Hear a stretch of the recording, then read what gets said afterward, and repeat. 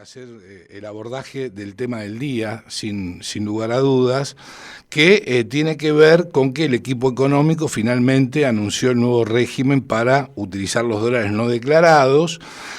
Han bautizado este esquema como el plan de reparación histórica de los ahorros de los argentinos.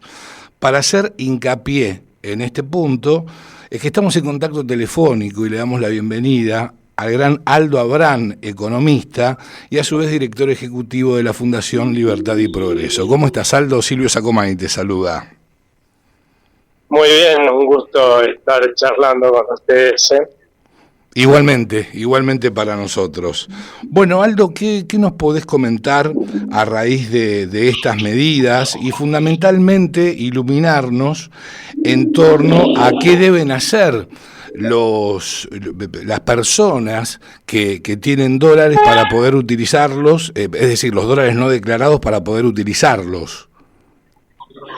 Mirá, acá un poco el objetivo de estas medidas es que si uno analiza la historia argentina de las últimas décadas, la realidad es que el propio Estado fue el que fomentó la informalidad de los argentinos, ¿no? Uh-huh. Pretender a lo largo de todo lo que han sido los tiempos que hemos tenido en nuestro país, que la gente se quedara con sus ahorros en pesos para que alegremente los gobiernos los estafaran con enorme impuesto inflacionario, era un absurdo. Pero es cierto que vos no podías, sobre todo la gente de menores ingresos, no podían comprar dólares al oficial y operar en algunos otros mercados paralelos que luego surgieron, como los financieros.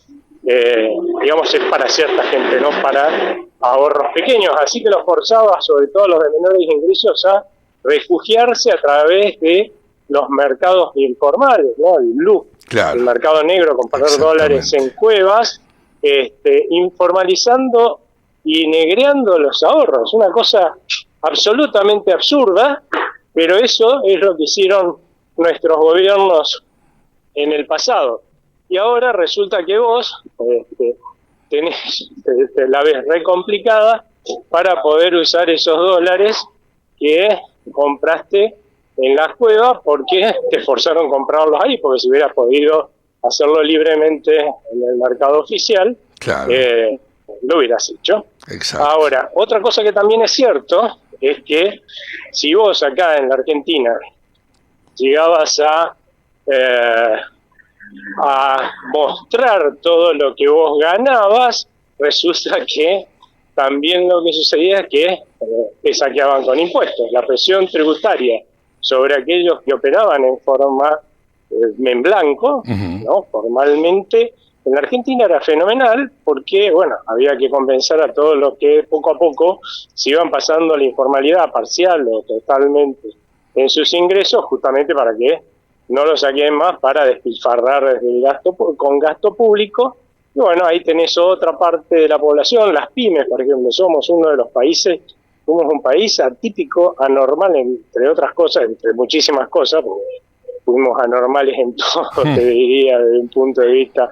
¿Y cómo colaboró el populismo en todo esto, no es cierto? Totalmente. Y todos los funcionarios que se creyeron más inteligentes que el resto de los argentinos y que podían decidir por nosotros qué hacer con nuestra plata, y con nuestras empresas, nuestros negocios, nuestra profesión. Lo cual hacía que, por ejemplo, acá las pymes no quisieran pasar de ser pymes. Una cosa loca, porque en el mundo cualquier empresario pyme lo que quiere llegar a hacer es Bill Gates. ¿Sí? Uh-huh. Esa es la realidad, sí, ¿no? Y acá trataban de no serlo porque inmediatamente te mataban con impuestos, te mataban con regulaciones absurdas.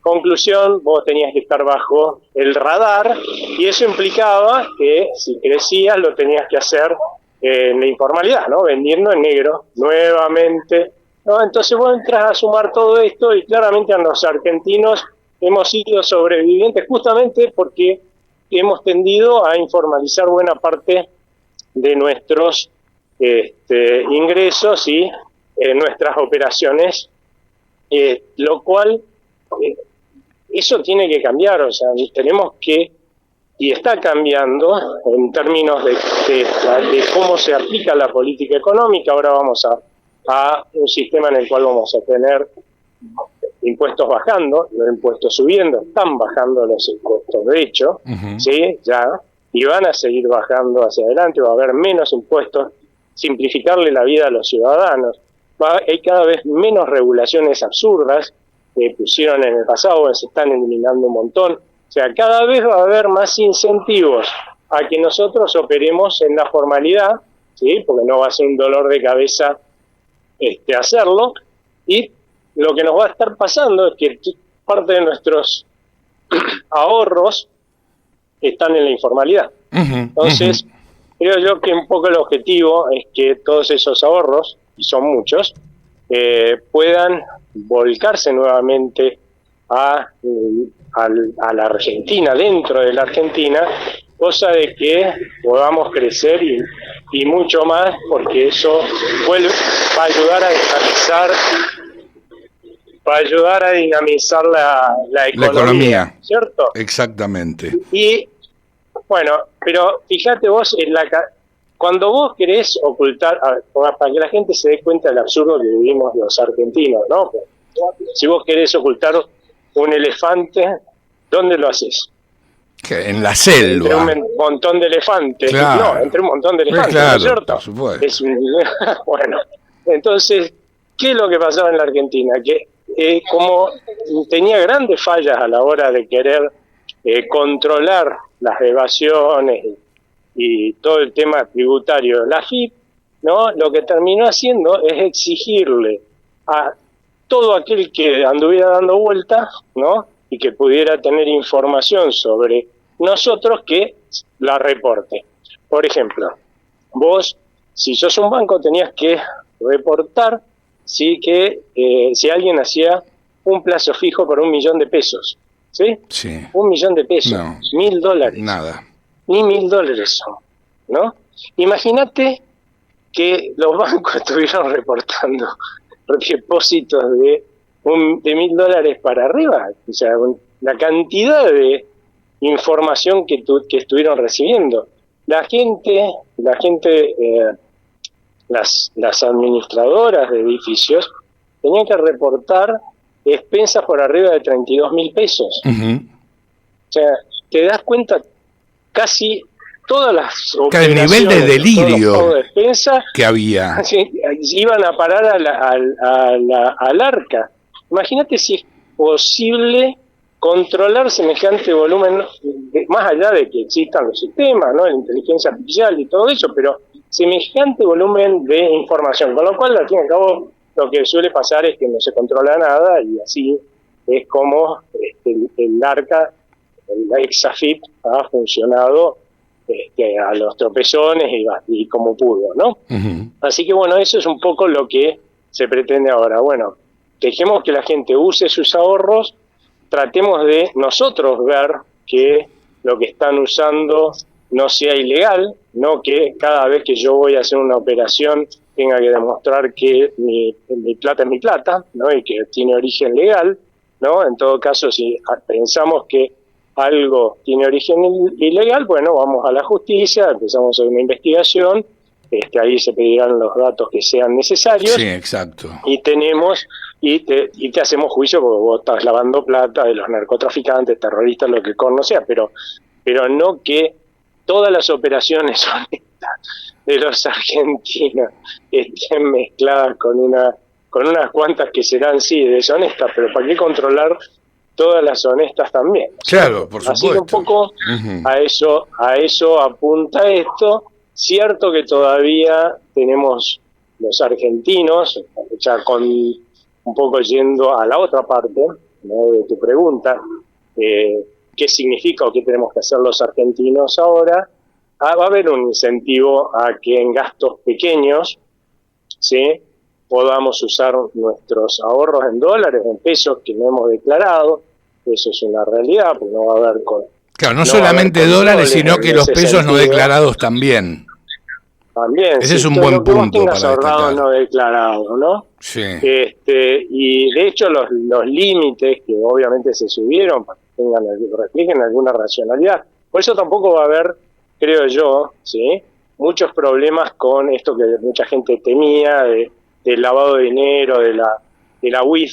Hay un organismo a nivel internacional que se llama GAFI, que es un organismo que controla a nivel mundial, a través de unos organismos que están en cada uno de los países, se llaman UIF, ¿no es cierto?, que controlan que no se blanquee plata ilegal, o sea, de terrorismo, lavado exactamente, de, lavado de activos. Bueno, es precisamente lo que le pide el fondo al gobierno, si bien avaló las medidas de la administración de Milei, claro, pero pide cumplir con las normativas sobre el lavado de activos, como te comentaba con antelación.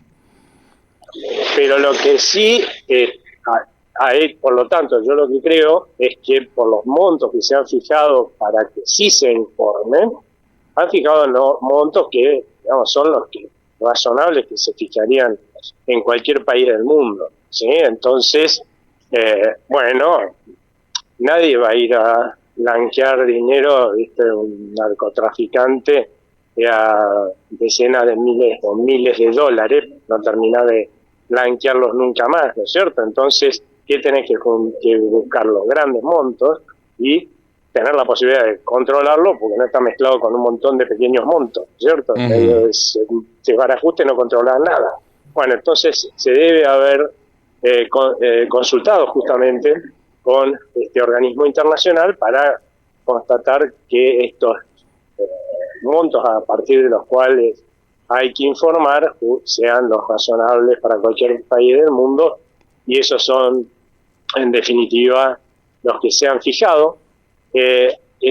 Por otro lado, hay un tema, creo yo, que va a ser importante hacia adelante y que va a permitir por ahí un mayor uso de estos recursos que nos obligaron a mandar a la informalidad los argentinos, los gobiernos anteriores, que es esta ley que se pretende mandar al Congreso, y espero que los legisladores entiendan este concepto que acabo de decir yo y la sancionen, ¿sí?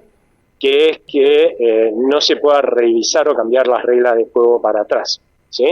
Porque si no... Claro, decir, bueno, lo que buscan es precisamente brindarle seguridad jurídica a aquellas personas que retiraron los dólares de la informalidad, digamos.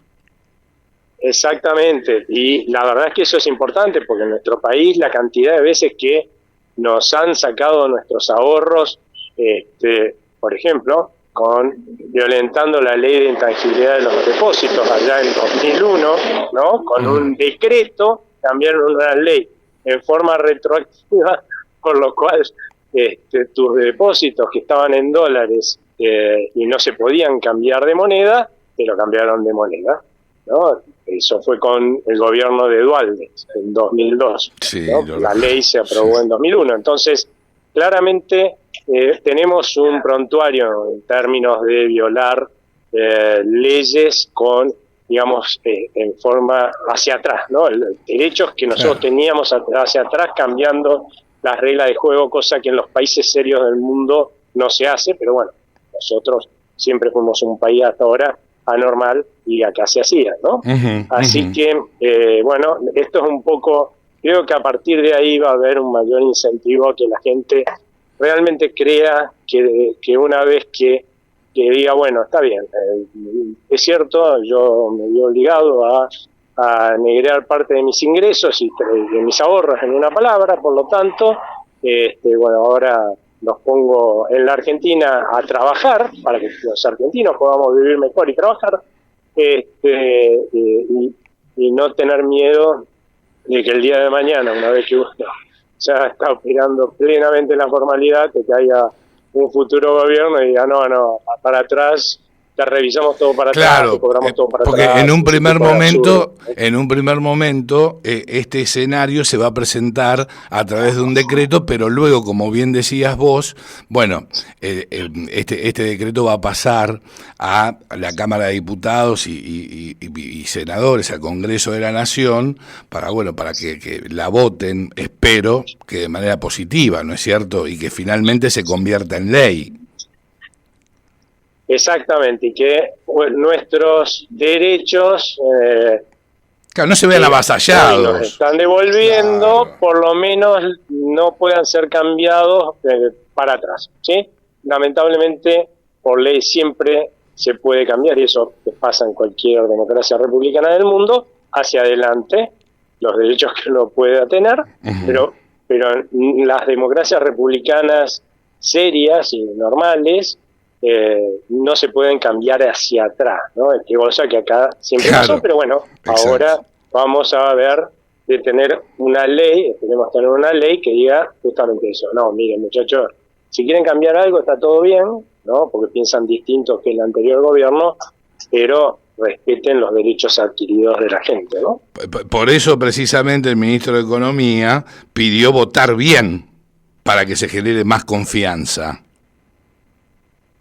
Sí, porque viste que hubo una reunión de empresarios en la Cámara de Comercio Argentino-Norteamericana. Sí, y uno de los reclamos fue justamente, el AmCham, uno de los reclamos fue justamente el tema de la estabilidad de reglas de juego, ¿no? Hacia adelante. Y no es raro que esto haya pasado, porque si bien uno tiene la garantía de que este gobierno está realmente compenetrado con esto de respetar los derechos de propiedad de argentinos y extranjeros, la verdad es que nuestro Congreso no se ha mostrado con la misma voluntad, ¿no? Y convicción de acompañar este rumbo, ¿no? Con lo cual, por eso es lógico que argentinos y extranjeros tengamos miedo de a ver quién prevalece hacia adelante, ¿no? Porque si vuelven los anteriores y vos decidiste que ibas a invertir en la Argentina o que ibas a mostrar lo que tenías verdaderamente, corres el riesgo de que te saquen una norma por la cual si vos invertiste acá, te vuelvan a saquear, te vuelvan a controlar, poner 1 millón de controles que te vuelven ineficientes, te vuelvan a decir cómo manejas tu empresa, bueno, y obviamente a nadie le gusta eso. Ya suficiente riesgo asume un señor que decide invertir en un país que le vaya mal, porque pensé mal el negocio, ponele, ¿no? Lo evalué mal, o porque fui un desastre yo manejando el negocio, como para sumar además el riesgo de que me vaya mal porque un funcionario de turno se le ocurrió manejar mal mi empresa, ¿no? Ordenar cómo manejar mi empresa y me volvió ineficiente, o me mató con impuestos y entonces ya no pude ganar lo suficiente como para que fuera rentable mi empresa. O sea, nadie invierte. Por eso es que en la Argentina nadie ha invertido durante décadas, y por eso, ¿no? Una cosa que hay que tener claro, que no estamos hablando, ¿sí?, y esto es muy importante que lo tengamos en cuenta los argentinos, ojo que no estamos hablando los de afuera no invirtieron en la Argentina, porque aún en los mejores momentos de la Argentina, ¿sí?, inversión extranjera, más del 70% de las inversiones se hicieron con plata de argentinos y se hicieron por argentinos, ¿sí? Entonces, acá lo que estuvo pasando es que nosotros no queríamos invertir en la Argentina. A nosotros nos echaron, en una palabra, a todos los que invertían en la Argentina, y no es casualidad que nosotros seamos el segundo país del mundo, según algunas estimaciones, en el mundo en términos de fuga de capitales, o sea, eso somos nosotros, ¿no? Fugas de capitales per cápita, ¿no? Y es porque todo han incentivado a todos, hasta la gente, ¿no? Que tiene pequeños ahorros, incentivaron a refugiarse en moneda extranjera. Eso es fuga de capitales. No importa el monto que vos hayas comprado de dólares, si lo sacaste del sistema y lo pusiste en el fondo del placar, eso es fuga de capitales, esa plata. Exacto. Que dejó de estar disponible para que los argentinos podamos consumir más, producir más, ¿sí?, y tener mejor bienestar económico. Y ahora hay que ver que vuelva, ¿no? Que vuelva esa plata para beneficio de todos. Seguro. Ahora, ¿vos ves viable que sin que exista todavía la ley y que esta medida o estas medidas sean adoptadas por un decreto, que los ciudadanos hoy vuelquen esos dólares que están por fuera de la formalidad, estos ahorros en dólares no declarados al mercado? Sí, yo lo veo posible, pero de vuelta, por montos pequeños, ¿no? Acá hay... ¿De qué montos hablamos, Aldo, en dólares? Sí, no sé, pequeñas compras de 200, 300, 400, $500 o el equivalente en pesos, que probablemente se cambiarán a pesos esos dólares, como la verdad el día de mañana, si quieren controlar esas compras de esos montos, ¿viste? Imagínate la cantidad de información que va a tener que recibir en un saque, la VIP imposible que te controle. Sí, eso es imposible de controlar para atrás. Ahora, si vos compraste algo por $10.000, si un auto, ponele, o 5.000, cambiaste el auto por tu auto, mejoraste por otro, comprando otro nuevo, usado, y la verdad es que ya me empezás a asomar demasiado la cabeza, no sé si soy claro. Es clarísimo. Y son muchos menos las operaciones que en el futuro pueden pedir que se informen, y por lo tanto quedaste realmente al descubierto si te quieren violentar tu derecho, porque de vuelta no debería nadie poder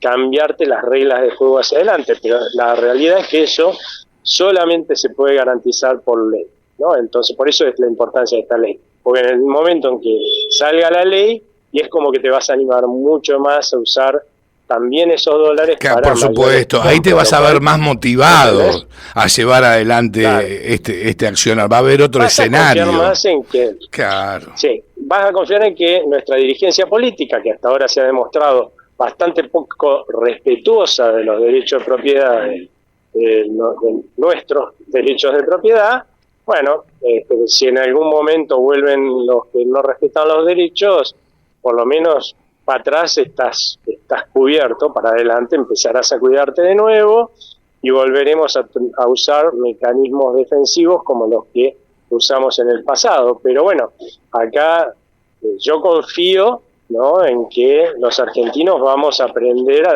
a votar a políticos que respeten nuestros derechos, vamos a aprender, estamos aprendiendo y vamos a aprender mucho más todavía a votar en ese sentido, y eso hacia futuro no va a pasar. Pero, viste, la Argentina, como dije, tiene un prontuario, y contra un prontuario es difícil de recuperar la confianza. Claro, por ¿no? por supuesto, sí, sin lugar a dudas. Aldo, ha sido muy, muy claro en torno a este punto, vinculado, insisto, a lo que se dio en llamar Plan de Reparación Histórica de los Ahorros de los Argentinos. Te llevo a otro tema que tiene que ver con el relevamiento de la Fundación Libertad y Progreso que ustedes hacen mes a mes y semana tras semana en torno al índice de precios al consumidor. En lo que va de mayo, ¿sí?, ¿cuál es la proyección que ustedes están haciendo para precisamente la inflación de este mes? Que va a estar por debajo del 2%. Probablemente esté en algo así como 1,7%. Y esto nos tiene de vuelta que hacer pensar un poco, ¿no?, cuando uno escucha a algunos economistas, porque durante el mes de marzo hubo muchos comercios y empresarios que lamentablemente escucharon estos cantos de sirena de que se venían fuertes devaluaciones y cosas por el estilo, y bueno, entre otras cosas incentivaron a la gente a comprar dólares carísimos, más de 1.300 pesos, pero también a los empresarios a empezar a decir, bueno, si yo tengo que reponer mi mercadería, ¿no?, tengo un comercio, tengo que reponer mi mercadería, que depende del valor oficial del dólar, ¿no?, porque se puede importar o se puede exportar. Imagínate que si te la estoy vendiendo al dólar oficial, que era, no sé, de 1.100 pesos, y mañana sube el dólar a donde decían, a la estratosfera, que me decían algunos de mis colegas, obviamente voy a perder un montón de plata, ¿no es cierto? Claro. Entonces, ¿qué es lo que hicieron? Agarraron y dijeron, bueno, subamos los precios y bueno, venderé menos, pero por lo menos no corro el riesgo de perder plata, ¿no? Y lamentablemente esos empresarios, esos comerciantes terminaron perdiendo plata por estos consejos, porque no pasó nada de eso. Y que, bueno, con vos hemos hablado en marzo alguna vez seguro al respecto. Yo decía, miren que los que están comprando a 1.300 o más van a perder plata, ¿no? Y algunos de mis colegas hasta me cargaban por esto, pero lo decían en todos lados, y perdieron plata, ¿sí? Y los que acomodaron sus precios y ahora los están teniendo que bajar, también perdieron plata, y ahora ese reacomodamiento es lo que hace que esto busque realmente los precios acomodarse a la realidad de lo que verdaderamente vale un peso en términos de un dólar, ¿no? Que es lo que vale en los mercados cambiarios únicos que tenemos ahora, ¿no? Claro, seguro, seguro. Ahora, con respecto al levantamiento del cepo, ayer hablé con un colega tuyo y me dijo que es totalmente parcial porque no incluye a las empresas. ¿Cuál es tu mirada con respecto a este comentario? Porque lamentablemente hay colegas míos que evidentemente... A ver, los economistas argentinos, si hay algo que hemos demostrado, ¿sí?, a lo largo de toda la historia de nuestro país, es que no aprendemos del pasado, ¿no? Hemos tenido 23 cepos, de los cuales 21 terminaron volando, haciendo volar nuestro país por los aires. ¿Y cuál es la explicación de que hayamos tenido el 22 y el 23? No sé. ¿No? O sea, si sabes que va a volar por los aires, no pongas un cepo, ¿no es así? No, pero nosotros lo ponemos y hemos repetido errores y errores y errores a carrada. De los 22 cepos que tuvimos antes de del cual estamos saliendo, ¿sí? 21 de ellos sí los trataron de sostener en el tiempo y, como te dije, volaron por los aires. 3 de ellos terminaron las 3 hiperinflaciones que tuvimos, ¿sí? Para que te des una idea, ¿no? Y después tuvimos el 22 y el 22, por suerte, hubo un cambio de gobierno, porque era el cepo de Cristina Fernández de Kirchner. Entró Cambiemos y Cambiemos decidió salirse del cepo, y lo hizo muy bien y en forma ordenada, pero salir del cepo, como proponían algunos de mis colegas de nuevo ahora, de un día para el otro, no se hace así. Lo que uno hace es, porque el cepo no solamente es que podamos operar en un mercado único de cambio, sino además un montón de regulaciones absurdas que se pusieron justamente para evitar que el dólar oficial reflejara todo lo que había depreciado nuestra moneda, le había quitado valor nuestra moneda, el propio Banco Central, ¿no? Uh-huh. Pero son muchísimas normas que se pusieron, todas distorsivas, todas absurdas. Y claro, porque hay que destacar, discúlpame que te interrumpa, un paréntesis, sí, que el cepo no implicaba una regulación, implicaba infinidad de regulaciones. Exactamente. Ahora, imagínense ustedes, para que lo entiendan en términos sencillos, ¿no? Imagínenselo al Dibu en el arco, ¿sí? Sí. Y le pongo 10 tipos a patearle penales. ¿Cuántos va a atajar? Y claro. Uno con suerte. Las probabilidades, ¿no?, son ínfimas, y claro. Es el Dibu. Porque, bueno, imagínate vos que yo un día aparezca en la tele como ministro de Economía o presidente del Banco Central y digo, se eliminan todas las regulaciones, se elimina todo lo que hace al cepo. Cada una de esas regulaciones tiene consecuencias distorsivas que no sabemos qué impacto van a tener en la economía. Entonces, ¿cómo se hizo para salir? En diciembre del 2015, que se hizo muy bien, se dijo, bueno, vamos a eliminar todas esta parte de las regulaciones, de tal forma de que la mayoría de las operaciones, la mayoría de la gente, la mayoría de las empresas se hagan en el mercado único, pero vamos a dejar estas otras, porque pueden traer mucha incertidumbre eliminarlas al mismo tiempo. Una vez que la gente vio que no pasó nada, porque esta discusión de que el dólar se iba al diablo la habíamos tenido antes de también nosotros en el mismo lado, diciendo que eso no iba a pasar, ¿no?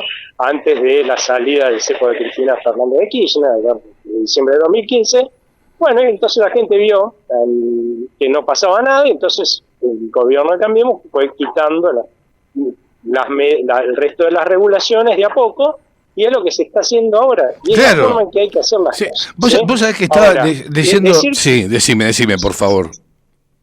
No.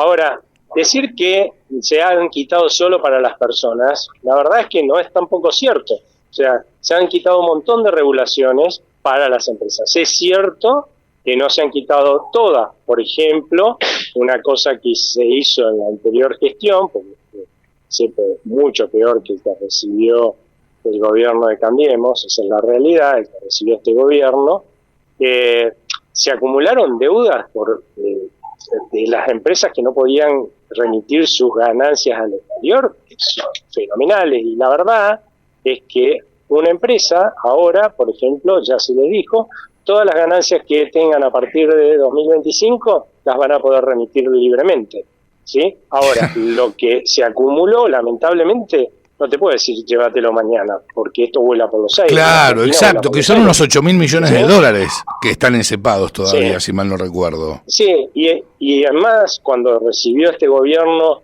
el cepo incluso habían hecho que las empresas no tuvieran que financiar, ¿sí?, en distintos plazos las compras de bienes importados. Y acumularon una deuda de más de 30.000 millones de dólares. Imagínense si el gobierno hubiera dicho, no, bueno, a partir de ahora paguen todo. Volamos por los aires, no hay forma de pagar 30.000 millones de dólares, ¿sí? En la Argentina, de golpe al exterior, ¿no? Entonces, ¿qué se hizo? Se resolvió ese problema con un bono para que se pague en cuotas hacia adelante. El BOPREAL, ¿verdad? De alguna forma, el BOPREAL, exactamente. Y ahora se está buscando, también se buscó hacerlo con las ganancias de las empresas, con un BOPREAL, de las empresas para que pudieran girarla al exterior, y ahora se va a buscar, parece ser también, lo que resta también hacerlo de esa forma, esa deuda, con el BOPREAL. Pero es la forma que se puede hacer sin generar un caos, ¿no? Sin quebrar nuevamente al Banco Central de la República Argentina, que gracias a Dios este gobierno lo ha recapitalizado luego de que fue saqueado de una manera impresionante para despilfarro de gasto público con las gestiones anteriores. Bueno, este gobierno lo ha capitalizado. Hoy tenemos un Banco Central que tiene un nivel de solvencia, digamos, muy parecido al de los países vecinos, y los países vecinos le dan a su gente un dígito de inflación, ¿no? Uh-huh. Bueno, así ahí vamos. El año que viene vamos a tener un dígito de inflación. Y luego de junio lo que estima el gobierno es una inflación promedio mensual del 1%. ¿Estás alineado? Mira, es muy difícil. A mí me parece que es muy optimista. Puede pasar, ¿sí? Puede suceder que la inflación esté alrededor del 1%, lo veo más para finales de año, la verdad, pero podría pasar con un manejo muy cauteloso de la política monetaria, que es factible hacer. Lo que pasa es que, bueno, han asumido algunos compromisos con el Fondo Monetario Internacional de compra de reservas que por ahí podrían implicar tener que emitir pesos, ¿no?, para comprar esas divisas. Sí. Se puede hacer de otra forma. O sea, podría suceder. Lo otro que también por ahí pone algún signo de interrogación es que siempre antes de las elecciones hay, en todos los países del mundo, pero acá más, hay un aumento en la incertidumbre. Total, ¿no? Y eso afecta la demanda de pesos, también aumenta la demanda de dólares, entonces podría eso complicar un poquito las cosas para tener ese objetivo, pero que para principios del año que viene, finales de vamos a tener la inflación por debajo del 1% mensual, seguro, y que el año que viene vamos a tener una inflación de un dígito, seguro. Bien, Aldo. Anual, sí, te entendí, sí, 6%. Soñaste. No, porque es bueno aclararlo. Sí, porque yo creo que hace rato que los argentinos perdimos la esperanza de ver un dígito de inflación anual en nuestro país, ¿no? Claro, lo cual, bueno, obviamente te da una certidumbre fenomenal, te da mayor seguridad jurídica, las empresas van a querer invertir. Bueno, se dan infinidad de variables que son muy positivas para la economía, porque es digamos, la inflación, y vos siempre lo destacás también, es el impuesto más perverso. Bueno, es uno de los factores de empobrecimiento de las sociedades más fuerte que hay, que realmente, porque a los que más afecta es a los sectores de menores ingresos. Imagínate que, la verdad es que por la pandemia se emitió un montón en el mundo, en los países desarrollados, ¿no? Y después eso trajo un aumento de la inflación. Incluso en Europa tuvieron inflación de 10-12%. Sí, totalmente. ¿sí? Estuvieron casi en el 10% en Estados Unidos. Las quejas que hubo en esa época de la gente fueron fenomenales, estaban furiosos. Y estamos hablando de 10-12%, el empobrecimiento que generaba en la sociedad una inflación de 9-10-12% anual. Nosotros teníamos eso y el doble también por mes. Bueno, sí, obviamente, hemos llegado a tener 217% de inflación en el gobierno de Alberto Fernández, con un extraordinario ministro de Economía como lo fue Sergio Massa. Claro, bueno, entonces, claramente acá, fíjate que los sectores que más perdieron ingresos en los últimos años fueron justamente los sectores informales, ¿no? La gente de menores recursos, justamente por eso, ¿no? Por el impacto negativo que tiene la inflación en los ingresos de más bajos, sobre todo, ¿no? Y bueno, desde mediados del año pasado, los ingresos que más rápido se vienen recuperando durante el segundo semestre del año pasado y ahora son los sectores, los informales, de menores ingresos, ¿no? Y es por esto, primero que nada, porque la caída de la inflación les permite que se le licúen menos sus ingresos y ya a ciertos niveles que incluso les puedan ganar con sus ingresos a la inflación. Sí, ¿no? Lógico. Y además, como hay un proceso de reactivación fuerte desde mediados del año pasado, cuanto más se produce, cuanto más ingresos tenemos los argentinos, ¿no? Porque producimos más, evidentemente más podemos gastar justamente en cosas que proveen los sectores de menores ingresos, ¿no? Por ejemplo, contratar de vuelta al personal doméstico, poder ir más a comer afuera, ¿no?